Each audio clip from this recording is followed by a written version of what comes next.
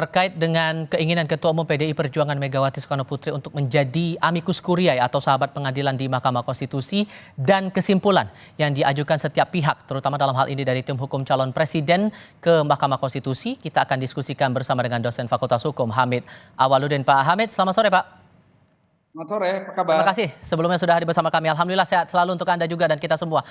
Ini kan Bu Megawati sudah membuat surat 2 kali sebetulnya. Waktu itu juga dirilis di Harian Kompas dan yang sekarang adalah dinyatakan lewat pernyataan amicus curiae langsung kepada Mahkamah Konstitusi.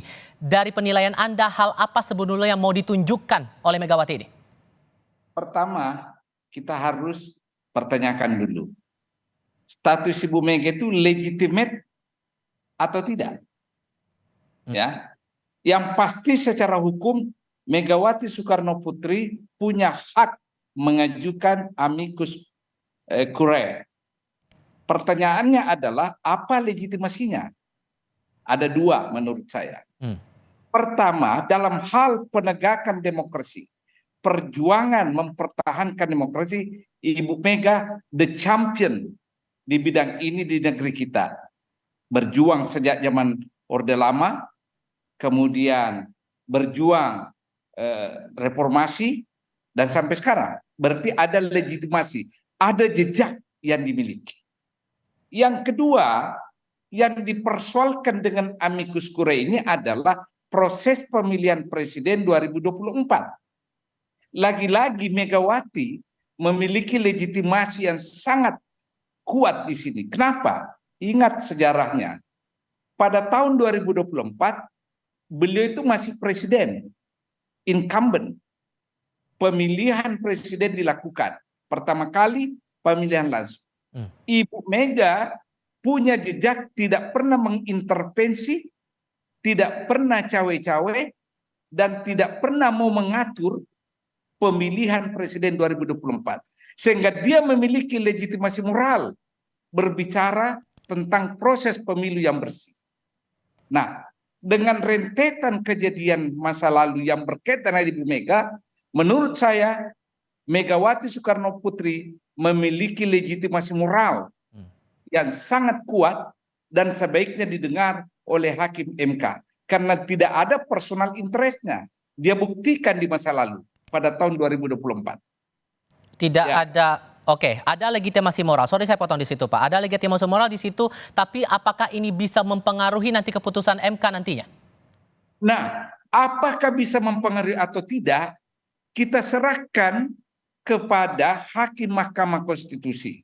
Karena ingat, amicus curiae itu adalah sebuah sistem yang memiliki mekanisme di mana mengundang pihak ketiga, memberi opini, memberi data sebagai bukti dalam persidangan di mana pihak ketiga itu bukan pihak dalam perkara.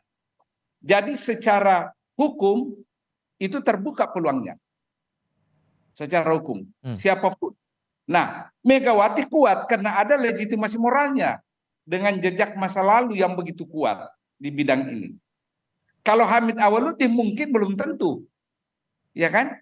Hanya berpikirnya memberi saran atau apa, tapi kalau Ibu Mega ada buktinya bahwa dia tidak cawe-cawe dalam pemilu. Karena kan sebelumnya juga pernah ada yang buat amicus curiae juga datang dari kalangan-kalangan akademisi yang disampaikan ke MK waktu itu. Perbandingan jelas berbeda di situ. Ya, berbeda. Amicus curiae dari para akademikus itu adalah nurani berdasarkan akal sehat, pikiran dan pengetahuan yang dipunyainya. Amicus curiae yang diajukan oleh Ibu Mega selain pengalaman, selain pengetahuannya tentang konstitusi, juga pengalaman empiriknya bahwa dia pernah mengalami pemilu di mana berkaitan langsung dengan dirinya, tapi dia tidak cawe-cawe dan tidak mencederai demokrasi dengan cara intervensi. Itu tapi bedanya. sepengalaman kita dalam penanganan PHPU seperti ini dengan datangnya amicus curiae itu leveling jadikan sebagai dasar pertimbangan hakim itu di mana ya Pak? Ya, kalau saya hakim, saya akan mendengarkan opini dan saran Ibu Mega. Kalau saya hakim, karena jejak moralnya sangat legitimate. Beda kalau seseorang apunturir demokrasi yang selalu menyalahgunakan demokrasi, tiba-tiba mengajukan amicus curiae dan minta pemilu bersih dan sebagainya, tapi dia kan penuh jejak kotor ke belakang. Kalau Ibu Mega dengan kasus 2024 very legitimate, sangat legitimate untuk mengajukan amicus curiae yang menyoal tentang bersih tidaknya pemilu. Oke. Kalau kita merujuk lagi pada proses PHPU yang berjalan kemarin begitu, yang diajukan oleh pihak pemohon dari dua pihak waktu itu, dari pihak 01 dan 03, ini melawan pihak termohon dalam hal ini KPU, kemudian ada pemberi keterangan dari Bawaslu, plus pihak terkaitnya adalah dari paslon 02. Sampai tadi diserahkan nota kesimpulan ke MK, mereka tetap teguh pada pendiriannya dengan masing-masing opininya begitu. Menurut Anda, kansnya nanti di tanggal 22 April saat MK akan menyampaikan keputusannya, apakah permohonan dari para pemohon ini dikabulkan atau tidak menurut Anda, Pak? Menurut saya, dan kalau saya hakim MK, saya akan meluluskan permohonan itu. Dasarnya? Ya, dasarnya bahwa seluruh anak negeri kita, kecuali tentu pendukung paslon 2, itu mengeluhkan proses pemilihan presiden kan? Dan ingat ya, dalam Undang-Undang Pokok Kehakiman dikatakan, ya, itu Undang-Undang Nomor 48 tahun 2009, hakim wajib hukumnya menggali, menelisik nilai-nilai yang tumbuh dan berkembang di masyarakat. Artinya apa? Keadilan substantif yang harus dicari. Bukan sekedar kali-kali statistik, angka. Yang diajukan oleh Megawati Soekarno Putri adalah tuntutan adanya keadilan substantif yang mendengar keluhan orang tentang proses pemilu. Kalau memakai alasan yang disampaikan oleh pihak 02 bahwa tidak pernah tuh ditunjukkan perbandingan selisih hasil antara pihak KPU dengan para pemohon ini. Ya, karena memang selalu argumennya adalah argumen statistik kan?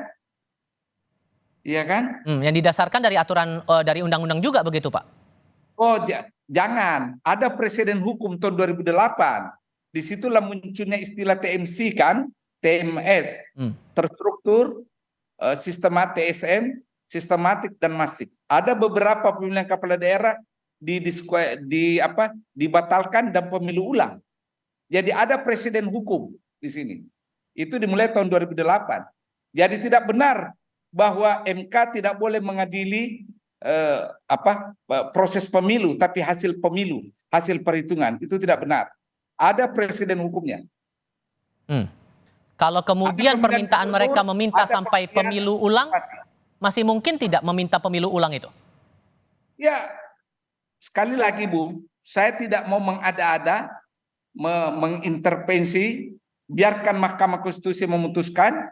Kalau Mahkamah Konstitusi mengatakan pemilu ulang, ya kita harus tunduk pada pemilu ulang.